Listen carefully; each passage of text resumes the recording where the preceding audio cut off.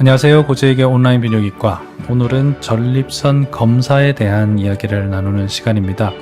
지금까지 PSA라는 전립선 암검사 그리고 전립선 비대증에 대해 알아봤습니다. 이제는 이런 증상들이 있거나 전립선 질환들이 의심될 때 어떤 검사들을 할 수 있는지에 대한 이야기를 나눠보겠습니다. 앞선 영상에서 집안 어르신들께서 전립선 질환을 많이 앓고 있거나 40세 이상의 남성들이 여러 배뇨 증상을 앓고 있다면 전립선 검사를 받는 게 좋다고 말씀을 드렸습니다. 대표적인 7가지 배뇨 증상은 잔뇨감, 빈뇨, 소변의 끊어짐, 절박감, 가는 소변, 아랫배에 힘을 주는 증상, 그리고 소변 때문에 잠을 깨는 증상이었죠. 이런 증상들 중에 하나가 생활에 불편을 주거나 복합적으로 발생하면서 꾸준하게 지속이 된다면 비뇨의학과를 들리셔야 한다고 알려드렸습니다. 그렇다면 비뇨의학과에서는 이럴 때 어떤 검사를 할까요? 전립선 질환이 의심되는 사람이 비뇨기과로 왔을 때 의사들이 가장 먼저 고려하는 검사는 소변 검사입니다. 소변 검사는 우선 스틱 검사와 현미경 검사로 나뉩니다. 스틱 검사는 소변의 화학적인 상태를 판단하는 검사라고 생각하면 좋은데요.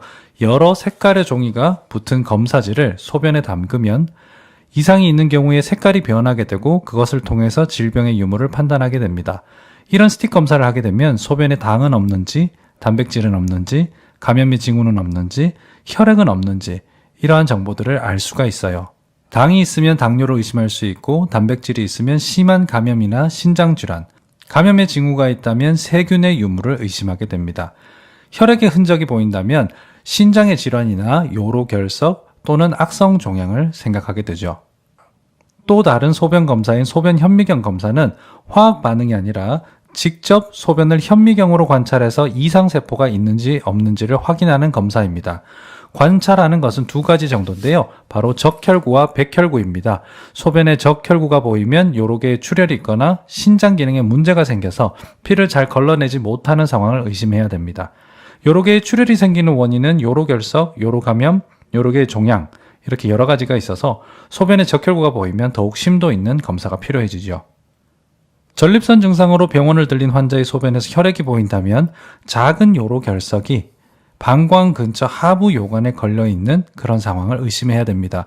요로결석은 무척이나 아픈 질환이지만 때로는 심한 통증 없이 방광만 자극하는 경우도 없지 않아요. 그러면 마치 전립선이 방광을 자극하는 것과 같은 증상이 생기기 때문에 상황 판단에 주의가 필요합니다. 방광에서 요도로 이어지는 부위에 방광 종양이 발생을 해도 비슷한 일이 생길 수가 있고요. 방광 속에 요로 결석이 생겨서 방광 점막을 자극해도 비슷한 일이 생길 수 있습니다. 소변에 백혈구가 비치는 경우에는 요로계에 세균이 침범했는지를 판단해야 됩니다. 방광으로 세균이 올라와서 방광 점막이 감염되면 소변이 자주 마렵고 참기가 굉장히 어려워져요. 근데 이런 증상은 전립선에 문제가 있는 사람에게도 흔히 나타나는 증상이거든요. 그래서 전립선 질환에서 소변 검사를 하는 이유는 환자가 느끼는 자주 마렵다든지 오줌물로도 덜 눈 것 같다든지 이런 증상들이 전립선 질환이 아닌 결석이나 종양에 의한 것이 아닌지를 판단하고 세균이 개입해서 발생한 문제는 아닌지 알아내기 위한 그런 검사인 것입니다. 전립선 질환이 의심되는 환자에게 권하는 다음 검사는 PSA 혈액 검사입니다. 대표적인 전립선 질환인 전립선 비대증은 여러 가지 배뇨 관련 증상들을 만들어낼 수 있는데요. 전립선 암도 이것과 똑같은 증상을 만들어낼 수 있습니다. 비대증도 암도 자라나는 건 똑같으니까요. 다만 암은 온몸으로 번진다는 게 큰 문제입니다. 그래서 반드시 일찍 찾아내야 하죠.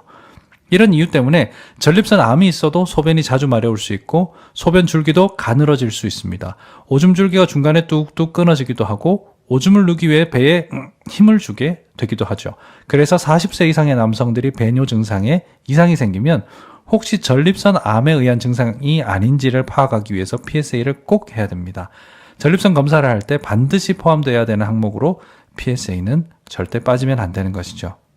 만약에 환자분께서 나이가 좀 많은 편이거나 먹는 약이 많으셔서 신장 기능이 떨어진 것이 의심될 때는 PSA 검사, 피검사를 하는 김에 신장 기능을 같이 검사하기도 합니다. 왜냐하면 비뇨의학과에서 흔히 사용하는 약물들이 신장에 영향을 주는 경우가 생각보다 많거든요. 그럴 때 신장의 기능을 잘 모르면 약을 선뜻 처방하기가 무척 까다로워집니다. 그래서 의사들은 장기간으로 약을 써야 할 환자라고 판단되면 PSA와 신장 기능 검사를 같이 권하기도 합니다. 이렇게 시행한 PSA 검사 수치가 만약에 4를 넘었다면 비뇨의학과에서는 조직 검사를 권하게 됩니다. PSA 수치가 4를 넘으면 대략 25%의 환자, 4명 중에 1명의 환자가 전립선 암이 발견되거든요. 수치가 10을 넘으면 절반이 넘는 환자들에게서 전립선 암이 발견됩니다. 그런데 요로 감염이나 전립선염에 의해서도 PSA는 올라갈 수 있고 검사 전날 자위나 성생활을 해도 PSA는 올라갈 수 있습니다. 그래서 조직 검사를 한다 안 한다에 대한 판단은 전문가와의 상담을 통해서 결정하시는 게 좋습니다. 그렇다면 수치가 4보다 낮으면 모두 안전한 것일까? 그건 아닙니다. PSA 수치가 2.5만 넘어도 전립선 암이 있는 경우가 20%까지 되더라 하는 연구 결과도 있거든요. 그래서 PSA가 2.5를 넘게 되면 조직 검사까지는 아니더라도 정기적인 피검사 3개월에 한 번 또는 6개월에 한 번 정도 정기적인 피검사를 통해서 PSA의 변화 추이를 확인하는 게 좋습니다. 지금까지 전립선 질환이 의심돼 비뇨의학과에 가면 어떤 검사를 받는지에 대한 첫 번째 이야기를 나눠봤습니다. 이번 시간에는 소변검사와 피검사, 그리고 피검사에 문제가 있을 때 시행하는 조직검사에 대한 이야기를 간단히 해봤는데요. 다음 시간에는 전립선이 커진 것으로 판단되는 경우에, 즉 전립선 비대증이 의심될 때 어떤 검사를 추가로 시행하는지에 대한 이야기를 한번 나눠보겠습니다. 지금까지 시청해주셔서 감사하고요. 저는 다음 영상에서 더 알찬 소식으로 찾아뵙겠습니다. 여러분, 구독과 좋아요는 컨텐츠를 준비하는 저에게 무척 큰 힘이 됩니다. 다음 영상에서 뵙겠습니다. 감사합니다.